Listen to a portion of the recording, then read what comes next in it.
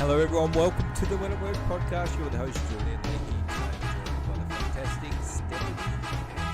Welcome to the show, Stephanie. Thank you, Julian. Great to be here. Awesome. All right, we've had a few technical difficulties, but we're soldiering on, and Stephanie is about to play Who Wants to Be a Millionaire? And the secret is you have 3 lifelines, and if you're not sure, very important that you use your lifelines so you don't get knocked out straight away. How does that sound? Sure. Sounds good. All right, so the first question for Stephanie is, after hosting the season premiere of Saturday Night Live in 2011, who became the most frequent Saturday Night Live host in history? Dave Chappelle, Alec Baldwin, Adele, or John Mulaney? Oh. If you were to guess, Stephanie, what would you guess? Oh, goodness. I would probably have to guess Alec Baldwin. Are you confident enough to lock it in? Yeah, let's go for it. Let's go for it. Locking in Alec Baldwin. That is correct. Well done, Stephanie. Whew, the old button wasn't working, but we're okay. Continuing on, no lifelines have been used, which is great. A plant or animal that grows and feeds on or in another organism is called a what? Parasite, mutualist, herbivore, or predator? Parasite. Parasite, straight away. Locking it in. Straight away. Correct. Well done, Stephanie. Doing very well. 2 questions in a row. You. No lifelines down. Stephanie is ready to go all the way. As a familiar rhyme reminds us, which of these months has more than 30 days? April, July, June, or November? July. Oh, quickly, I could see you doing that rhyme in your head. Is it correct? It is correct. Well done, Stephanie. Absolutely no problems yet. Due to their decorative trim, what types of automobiles popularized the nickname Woodies in the 60s? Convertibles, muscle cars, station wagons, or compact cars? Woodies. Station wagons. Straight away. Just like, what movie are you thinking of when you answer that? Not thinking of any movie, actually. I think they had one in National Lampoon's Vacation. Locking in station wagons, that's correct. Stephanie is approaching the $1,000 safe zone. If you go all the way, you'll qualify for the champion round where you come back and play Jeopardy for a cash prize. That's what's at stake. Paul, all right. News to you. Paul Rudd had roles in all but which of the following comedy blockbusters? Anchorman, The Hangover, Knocked Up, The 40-Year-Old Virgin. So he had roles in all of them except for one. Paul Rudd. Which movie was he not in? Anchorman, The Hangover, Knocked Up, The 40-Year-Old Virgin. We might need to reach for a lifeline here. Stephanie looks a little bit unsure. Anchorman. Do you want to use the lifeline, Stephanie? Sure. Let's use the lifeline. Yes, I suggest strongly. Okay. Let's poll the audience for this one and see what they have to say, because I think they'll know this one. And I had to save you there. I always save people on one time when they're going in the wrong direction. Anyway, we're just waiting for these votes to come in. Paul Rudd had roles in all but which of the following comedy blockbusters? Anchorman, Hangover, Knocked Up, 40-Year-Old Virgin. The votes are in. We have A, Anchorman, 2%. B, Hangover, 69%. C, Knocked Up, 14%. D, The 40-Year-Old Virgin, 16%. So a huge voter turnout for B, The Hangover. I'll go with that one. That's Let's the one I lock haven't that seen. one in. You haven't seen that one. No. Ooh, saved by the audience there. You did have Thank to use you. a lifeline, and I think that's no problem at all using one up to this point.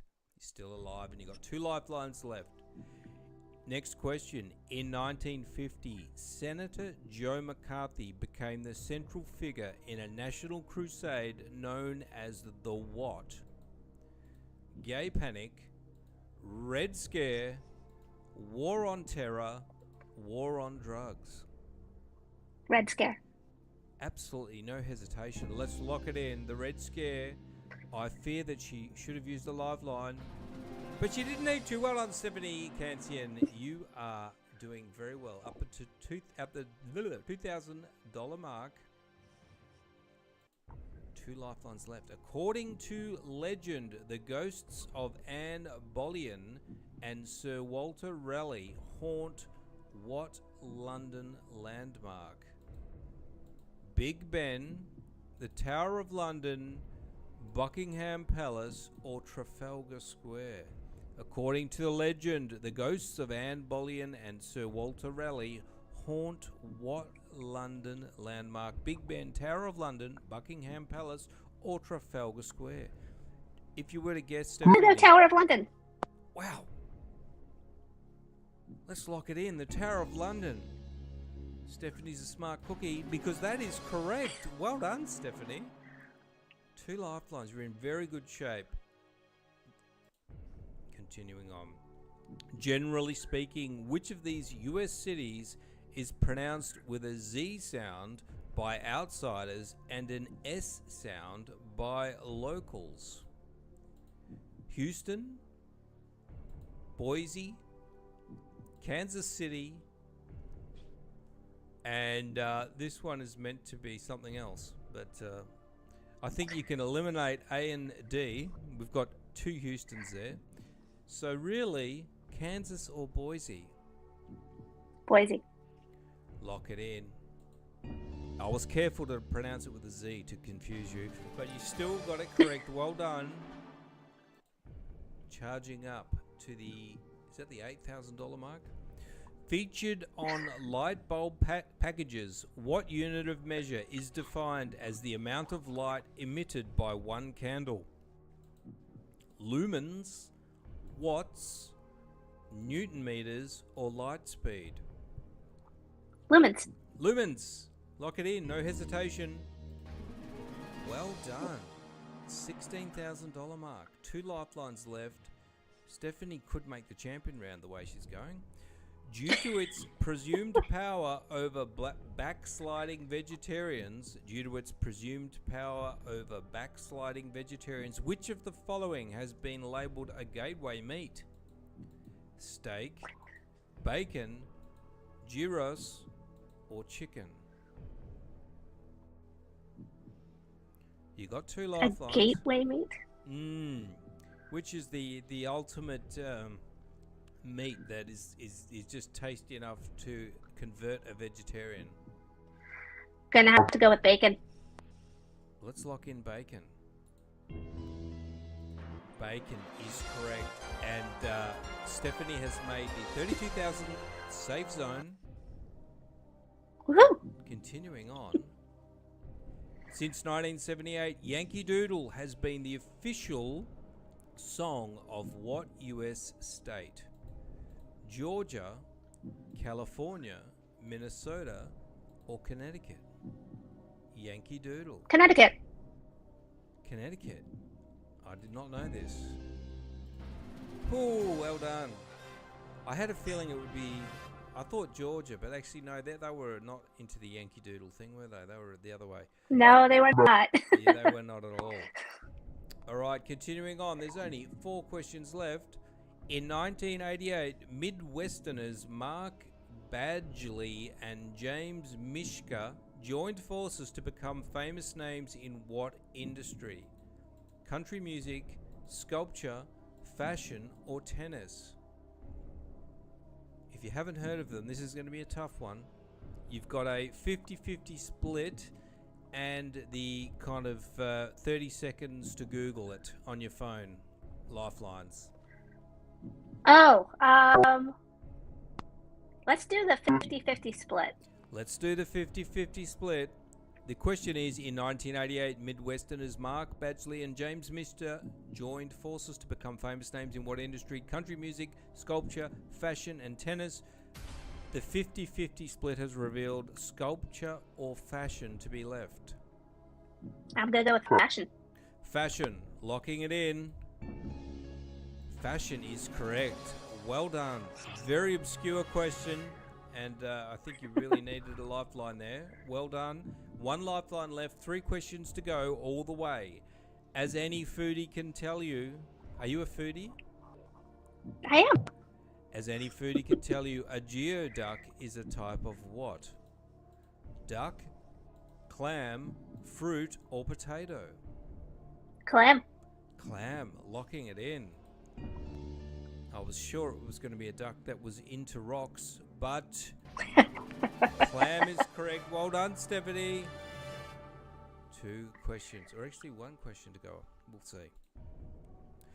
Colorado is nicknamed the Centennial State because it joined the Union in what year? 1776, 1876, 1976, or 1676? 1876. 1876, locking it in. That is correct. Well done. Final question. 1 lifeline left. And it's kind of the Googling lifeline, so you really can't get it wrong. I'll be quite honest with you. Directed by Jack Nicholson, The Two Jakes is the critically panned sequel to what acclaimed film? One Flew Over the Cuckoo's Nest, As Good as It Gets, Chinatown, or Terms of Endearment? Jack Nicholson had a go at directing. He directed a film called The Two Jakes. It was a sequel to a critically acclaimed film, but it was panned by the critics. Was it One Flew Over the Cuckoo's Nest, As Good as It Gets, Chinatown, or Terms of Endearment? I'm going to use my final lifeline and Google it. Let's get that final lifeline on. All right. 30 seconds. I'm going to be strict. Google. Okay. Oh, no, my phone's slow to load. Too many tabs open.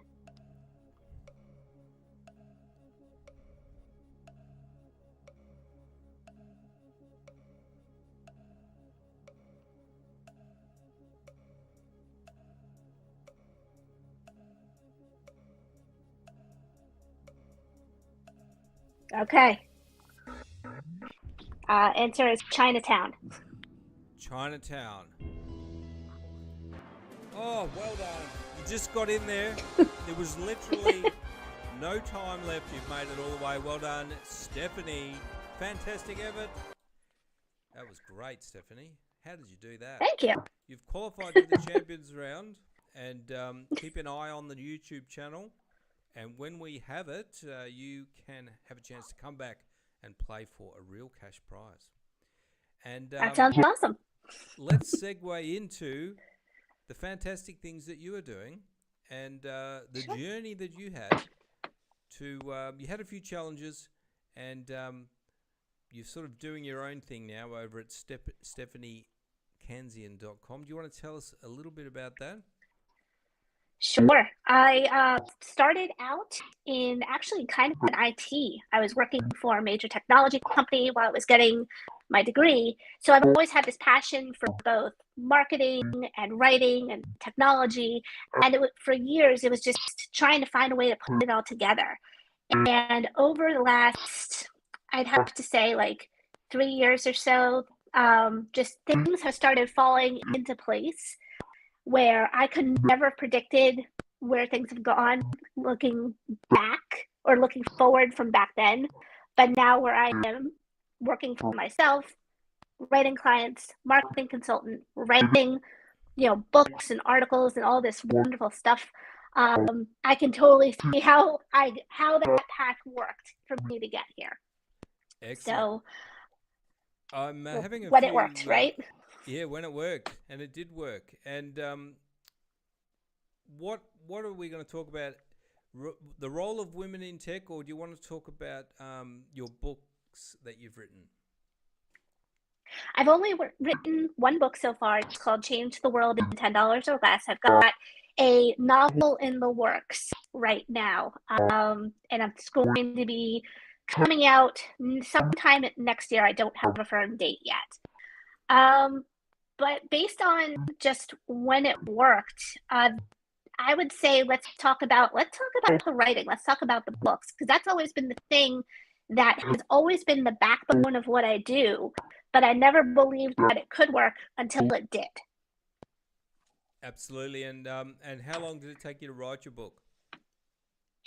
So the first draft of the book was done in about a month, and then everything else took about a year for it to be released. So everyone thinks like, oh, writing a book, writing that book must be so hard. The first draft came out so easily. I had it done in like a month. But then all the stuff after it, the editing and the formatting, and I self-published. So I was kind of doing this. I had a team to help me make it look good, but I had to kind of get over a lot of the limitations I put on myself, my personal blockages and boundaries, in order to actually release this book into the wild and let it kind of do what it was supposed to do. So the first draft came out fine, but when it came to editing and reorganizing and figuring out what exactly I really wanted this book to be and getting into the nitty gritty, that was the hardest part of it. Yes, and the book's called Change the World in $10 or Less, and that's correct. You can find that on Amazon or on Stephanie's website, which I've put in the show notes. And you also do copywriting and email marketing. What sort of copywriting do you do? I've done blog writing, I've done ghostwriting, sales pages, lead pages, just social media posts, all kinds of different stuff. I love writing longer form posts. So social media posts I can do, but I really like longer form because I'm a storyteller by nature. I love telling a story. So those longer form posts kind of allow me to tell a complete story in a nice little package that's very easily shareable. Social media posting, it's more like snippets. You get flashes of the story and you kind of have to follow along, which is great, and I do love it. But I also like just being able to deliver a complete package in an article, in a book, in a ebook, in a white paper, whatever it is that I'm writing that day. Awesome. Yeah. So if you want some help getting your copywriting done, go and check out stephaniekansian.com. I'm probably going to have to wrap this one up, Stephanie. Unfortunately, the audio is glitching out coming through, but you did very well on the game, and don't forget to keep an eye, and hopefully we'll get Stephanie back for the champion round. Thank you, Stephanie Cansian. Thank you so much, Julian. This was a lot of fun. I'm glad. Bye, everyone.